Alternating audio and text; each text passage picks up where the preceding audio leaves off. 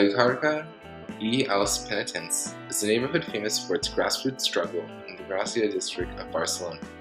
This area is the site of major planning and development for the city of Barcelona because of its ideal location as a hydraulic corridor and proximity to some key green spaces. Though the city has been trying to reconstruct this neighborhood for the last 40 years to create more housing units and address impending urban issues, the people of Vallcarca have continuously risen up and stopped the municipality from changing this special place without their participation and collaboration. During the mid-1970s, Vallcarca was recognized as part of the city, and with it came the metropolitan plan for the area proposed in 1973. In this plan, the city determined the neighborhood was to be destroyed and completely redeveloped, with a highway corridor, large superblock buildings for denser private housing, and a massive water collection system. The plan never came into fruition until 2002, when the city became more persistent with their need to develop this area with Barcelona's greening movement.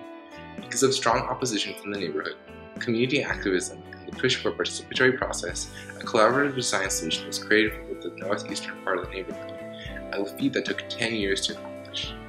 From our project, we focus on the southeastern portion of the neighborhood, the next site of development the city is currently looking at. The proposal for this site is not yet set, and the city is still mulling over many factors and ideas on how to proceed with this part of the project. Our team looked into how the city doesn't seem to be working with the people of the neighborhood for the creation of this new urban plan, whether or not a collaborative process is occurring, like in the previous years, and how each character of this process is acting. By interviewing two people on different sides of the spectrum of the urban planning process, you're able to contrast their different views. El fet d'incorporar un seguit d'edificacions que responen diferent una banda i a l'altra i d'incorporar aquests nous usos, d'incorporar el dipòsit, d'incorporar l'equipament esportiu. També es plantejava una central elèctrica i un espai de residus, de recollida de residus. Oh.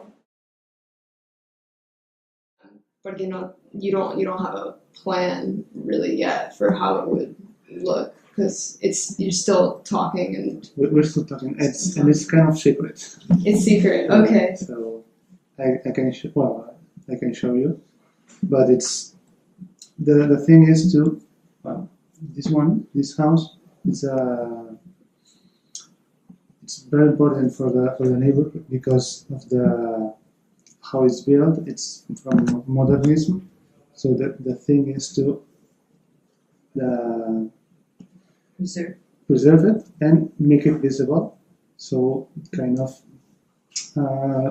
create a connection this way. Mm-hmm.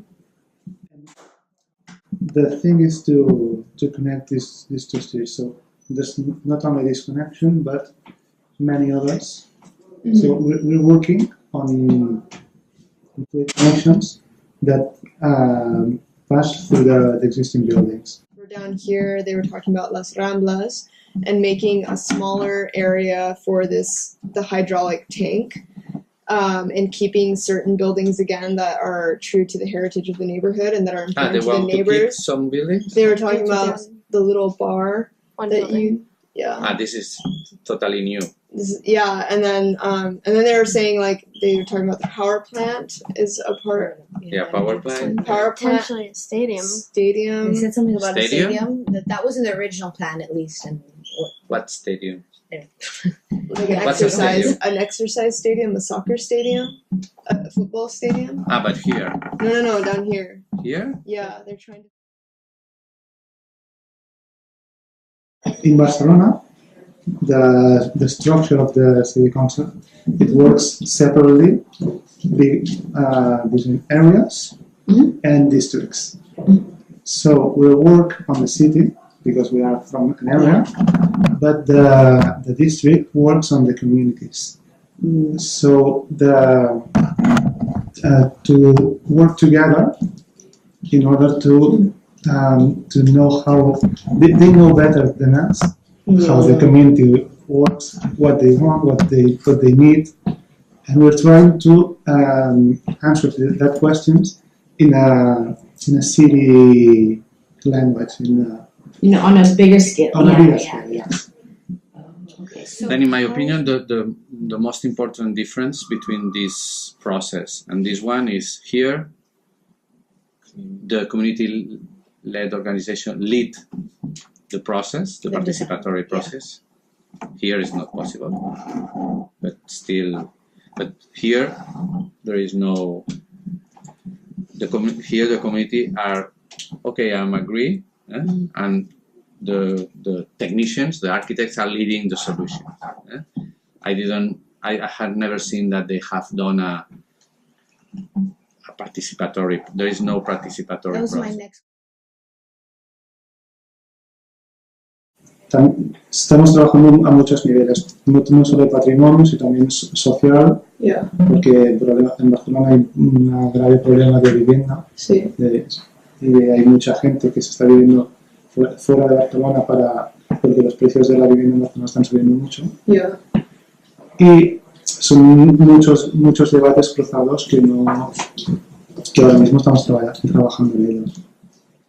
Also here there is people living, there is people like squatters, there is little business, people, regular people, little business related with cars. I don't know why we have to demolish all of this. When you move, and this is, you will find a lot of scientific papers, and that when you move a community out of the area, still in the same area, but you move it, this is not sustainable socially, economically, and environmentally.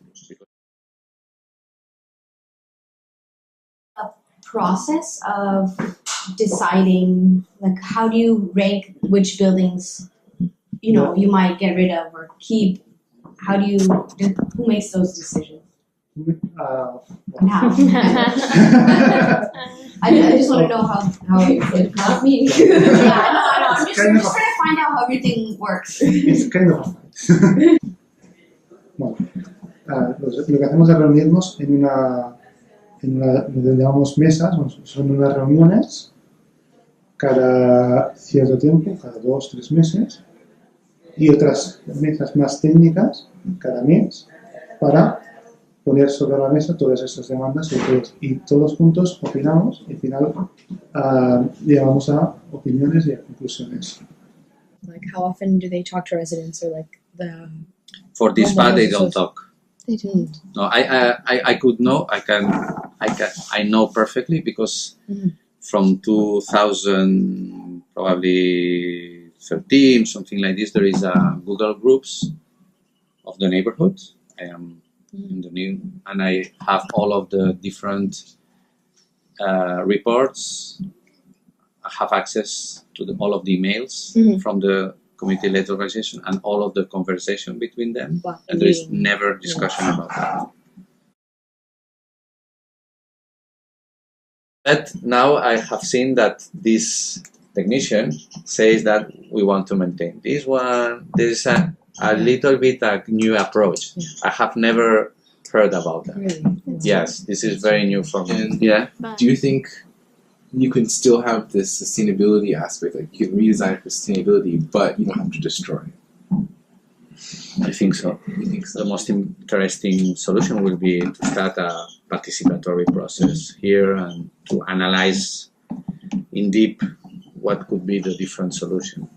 As you mentioned, they are still working there, but there is this process is like many years ago. The technicians are working on their side and the community-led organization on the other side, but there is no a common participatory process. Given what we have gathered from interviews with a few stakeholders, we have the following takeaway questions from this project. Is an open flow of updates and information being kept between the designers, municipality, and community members and activists? Can a strong participatory process be held between the community members and designers? Is it possible to implement less invasive sustainability techniques as an alternative to demolition, and would a neutral agent of change, such as Architects Without Borders, help with the collaborative process?